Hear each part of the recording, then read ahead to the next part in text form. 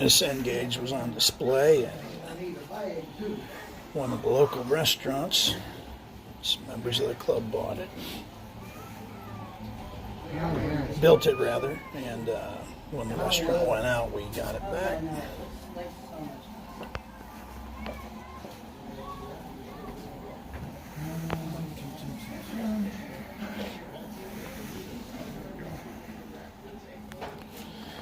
Little touches. Some bathers up on the roof.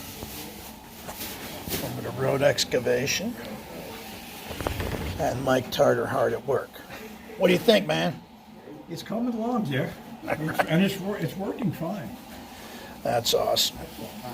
That is awesome. Again, this is the first thing you see when you come into the Johnson City Railroad Experience. We'll be back with more coverage.